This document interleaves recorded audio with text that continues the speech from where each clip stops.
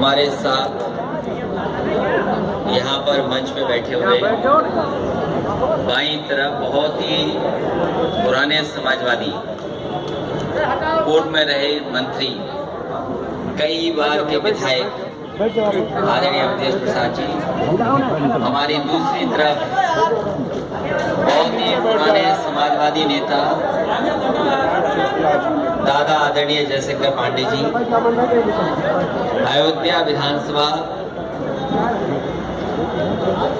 का नेतृत्व कर चुके पूर्व में रहे मंत्री पवन पांडे और पार्टी के हमारे उपस्थित सभी समाजवादी साथी, जिला अध्यक्ष गंगा यादव जी और बहुत सारे साथी जिन्होंने लगातार 2 दिन कार्यक्रम का बहुत शानदार तरीके से, ऐतिहासिक तरीके से कार्यक्रम कराया।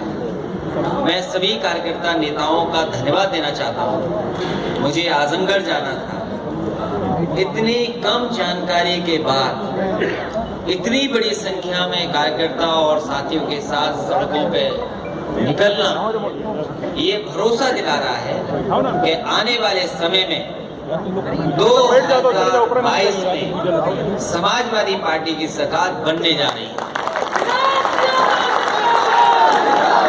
और अयोध्या जैसी पवित्र धरती से ये बात हम समाजवादी लोग कहें और यहाँ पर इस पावन हवा में, पावन धरती से यहाँ के पेड़ पौधे नीचे बैठ जाओ और हमारे भगवान के बीच रह करके अगर आशीर्वाद मिल गया पूरी बहुमत की, और जो समाजवादियों ने कहा कि 351 सीटें जीत करके सरकार बनाने जा रही है समाजवादी पार्टी। इधर जो देश जिन बातों को लेकर चिंतित है, पूरे देश में बहस छिड़ गई है और मैं बधाई देना चाहता हूं यहां से जो किसान इस आंदोलन को लेकर के चले।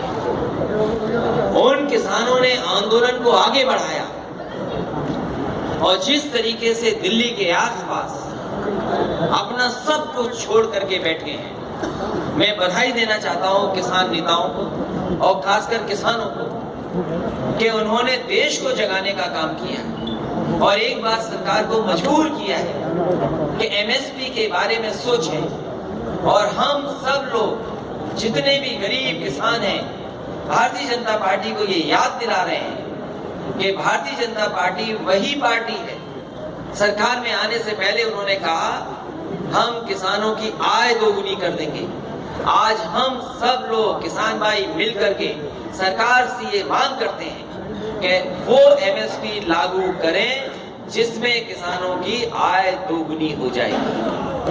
जो कानून बने हैं, जो 3 कानून आए हैं, उन तीनों कानूनों का विरोध समाजवादी पार्टी ने किया। लोकसभा में जिस समय आया उस समय विरोध हुआ।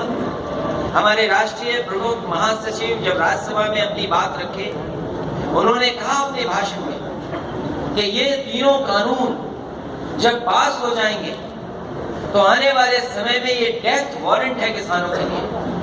और जिस तरीके से ये कानून पास किए गए बिना किसी की परवाह किए, बिना किसी बहस के, बिना किसी चर्चा के, ये दिखाई देता है कि सीधा सीधा कॉर्पोरेट हाउसेस को लाभ पहुंचाने का काम भारतीय जनता पार्टी कर रही है।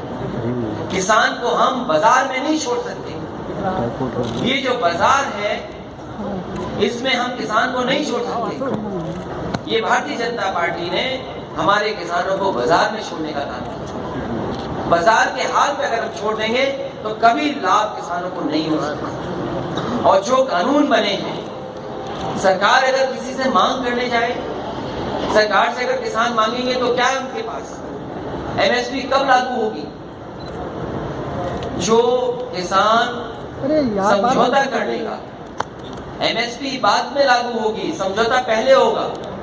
कहां का कानून है ये बताइए कि समझौता पहले हो जाएगा और जो रेट देने की व्यवस्था है वो खत्म हो जाएगी। जिससे करार होगा वो देगा कि नहीं देगा, ये भी बड़ा सवाल है। और कहां अगर झगड़ा हो गया, आपस में बातचीत नहीं बनी, तो वो किसान कहां जाएगा? उसका जो अधिकार है कोर्ट जाने का, वो भी इस लोकतंत्र में भारतीय जनता पार्टी ने छीन लिया है कि किसान अगर समझौता तोड़ेगा किसी से तो वो किसी कोर्ट में भी नहीं जा सकता। अगर भारतीय जनता पार्टी हितैषी है किसानों की, अगर किसानों की बात करती तो कम से कम ऐसा कानून लाते साथ ही साथ कि जो लोग एमएसपी नहीं देंगे उनके खिलाफ कार्रवाई हो जाएगी, उन्हें जेल भेज देंगे। हम जानना चाहते हैं कि भारतीय जनता पार्टी क्या कभी ऐसा कानून लाएगी किसानों के पक्ष में, गरीब के पक्ष में, कि अगर कोई एमएसपी नहीं देता है तो उसको कड़ी से कड़ी कार्रवाई होगी और जेल भेजने का इंतजाम हो जाएगा। ये जो बहस छिड़ी और जिसमें भारतीय जनता पार्टी ये बात कह रही है कि हम किसान नहीं है, हम पॉलिटिकल पार्टी है। ये जितने लोग बैठे हैं यहाँ पर या मंच में जितने बैठे हैं ये किसान हैं, ये पहले किसान हैं, फिर समाजवादी हैं, और जितने समाजवादी हैं वो सब किसान हैं, सबके पास खेत है। कोई ऐसा समाजवादी नहीं है जिसके पास खेत ना हो। यहाँ जितने लोग हमारे समाजवादी साथी हैं इन्होंने धान पैदा किया होगा, आप पूछिए किसी को कुछ कीमत मिली हो? भारतीय जनता पार्टी बताए कि आखिरकार किसान धान की कीमत कहाँ लेने जाए। वैसे तो भारतीय जनता पार्टी बहुत प्रचार करती है और कहती है कि हमारे पास एक मिस्ड कॉल की व्यवस्था है, मिस्ड कॉल बनिए, सदस्य बन जाइए। हम उन्हीं से जानना चाहते हैं कि अगर किसान कहीं मिस्ड कॉल करना चाहे एमएसपी के लिए तो वो नंबर कौन सा है, भारतीय जनता पार्टी बताए जिसमें मिस्ड कॉल करे और उसको एमएसपी मिल जाए। और हमारी मांग है समाजवादियों की कि एमएसपी हमें वो चाहिए जो आपने जनता को वादा किया था कि लागत हम इतनी देंगे, आय दोगुनी कर देंगे। एक तो ये है, और दूसरा कोविड, ये दुख है कि बहुत सारे लोगों की जान गई है। बहुत अच्छे लोग कोविड की वजह से अपनी जान खो गए हैं और ये बीमारी गई नहीं है, बीमारी अभी है। मास्क पहनना, दूरी बनाना ये जरूरी है, लेकिन ये दूरी केवल विपक्ष के लिए है, भारतीय जनता पार्टी के लिए नहीं है। कहीं चुनाव होगा भारतीय जनता पार्टी के लोग बिना मास्क लेकर के पहुंच जाएंगे। समाजवादी पार्टी के लोग अगर आंदोलन अपनी बात रखने आएंगे तो उन्हें इसी के बहाने मुकदमे और कानून में फंसा करके जेल भेज देंगे। बोलेंगे वैश्विक महामारी फैली है, आप बाहर नहीं निकल सकते। और इस बीमारी ने तो हमारा चेहरे पर मुंह और नाक बंद कर दी, लेकिन पता नहीं किसने भारतीय जनता पार्टी की आंख और कान बंद कर दिए।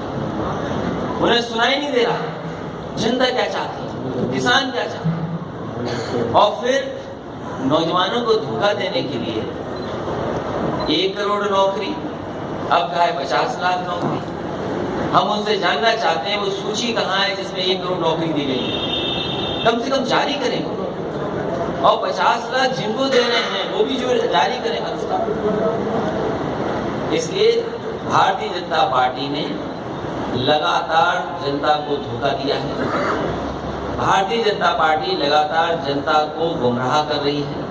भारतीय जनता पार्टी झूठ बोलने का, झूठ के बाद झूठ और उसके बाद झूठ बोलने का लगातार कार्यक्रम चला रही है। पता नहीं कहाँ ट्रेनिंग मिलती है कि एक झूठ बोला जाता है वही झूठ जमीन तक पहुंचाया जाता है। आखिरकार कौन ट्रेनिंग? और फिर उत्तर प्रदेश की सरकार तो कमाल की सरकार है। हमारे मुख्यमंत्री तो अच्छे मुख्यमंत्री हैं जो धुएं में सरकार चला रहे हैं, धुएं से सरकार चला रहे हैं। नाम बदलना हो, अगर आप में से किसी को नाम भी बदलना हो तो पर्ची दे दिए, नाम बदल देंगे। उद्घाटन का उद्घाटन, शिलान्यास का शिलान्यास। और जो पुलिस अच्छी खासी थी, बताओ पुलिस को कैसा बना दिया। 100 नंबर दिया था, 112 कर दिया। और न जाने क्या सीख लिया है 112 ने कि जब तक कुछ इंतजाम नहीं होगा तब तक किसी की मदद नहीं होगी, उसको भी खराब कर दिया। मैं इस मौके पर अपने किसान भाइयों का भी धन्यवाद देना चाहता हूँ। जो किसान भाई हमें मिले थे, हम यहाँ के विकास के खिलाफ नहीं हैं। समाजवादी पार्टी की पहचान ही विकास है। और जो पैरामीटर तय किया, जो पैमाना समाजवादी पार्टी ने विकास का तय किया, वो छोटा मोटा विकास नहीं, बड़े बड़े फैसले लिए सरकार। समाजवादी को जब मौका मिला तो बड़े बड़े काम समाजवादियों ने किए, चाहे वो अयोध्या, फैजाबाद हो, गोंडा हो, आसपास के जिले हो, और चाहे गोरखपुर हो, चाहे आजमगढ़ हो, चाहे अम्बेडकर नगर। हम बड़े बड़े प्रोजेक्टों के नाम बता सकते हैं। टांडा में आज जो 660 सुपर क्रिटिकल प्लांट लग रहा है वो समाजवादी पार्टी की देन है। आपके आजमगढ़ में न जाने कितने काम हुए, वो समाजवादी पार्टी की देन है। एक पूर्वांचल एक्सप्रेस जो समाजवादी पूर्वांचल एक्सप्रेस था, उसी को आगे नहीं बढ़ा समाजवादी पार्टी ने तो 21 महीने में बना करके तैयार कर दिया था। और जब उसका उद्घाटन हुआ था तो देश के सबसे बेहतरीन हवाई जहाज जो एयरफोर्स के पास हैं, सुखोई, मिराज और हरकुलस तक उस सड़क पर उतर गए थे। कभी कहा कि दिवाली पर उद्घाटन हो जाएगा, फिर कहा कि 26 जनवरी को उद्घाटन हो जाएगा। अब तो उद्घाटन तभी होगा जब ये सरकार चली जाएगी, आने वाले समय में सरकार बनेगी, तभी उस क्योंकि आधा अधूरा उद्घाटन होगा ये। इसलिए मैं अपने किसान भाइयों ने जो बात रखी है, और फिर पैसे की कहाँ कमी है भारतीय जनता पार्टी को। यहाँ जितने लोग खड़े हैं ये सब एक बार को अपने पैसे बैंक को दे चुके हैं।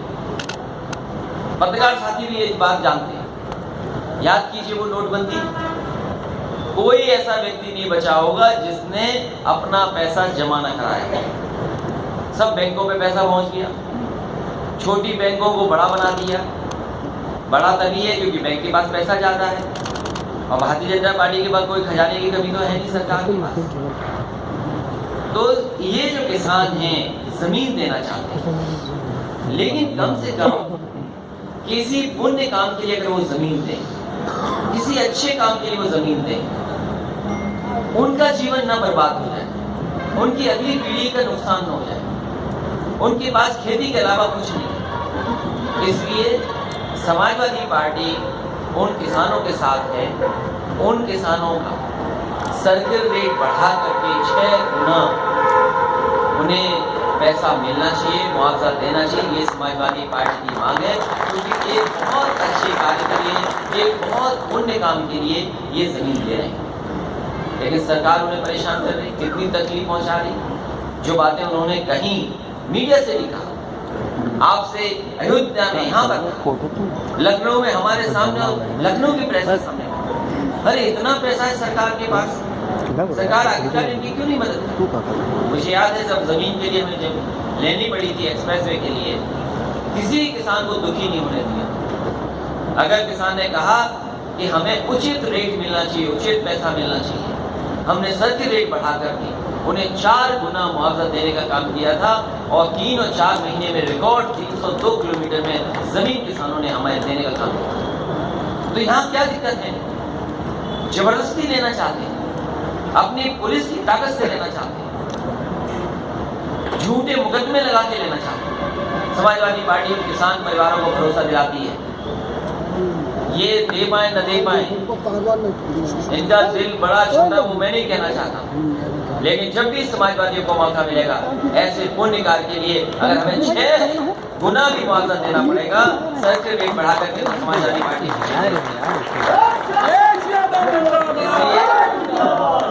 किसान के सवाल पर, नौजवान के सवाल पर, व्यापारियों के सवाल पर, बुनकरों के सवाल पर, विकास के सवाल पर सरकार के पास कोई जवाब नहीं है। किसान का इतना बड़ा आंदोलन, उसको कह रहे हैं कि हम विपक्ष के लोग राजनीति कर रहे हैं। यहाँ जितने समाजवादी लोग बैठे हैं सब किसान, सबने धान पैदा किया, रेट शायद उन्हें 900-1000 रुपए मिला होगा, 1100 मिल गया होगा, लेकिन सरकार ने जो तय किया है वो बताओ कितने किसानों को दिया है। इसलिए समाजवादी पार्टी इस किसान आंदोलन के साथ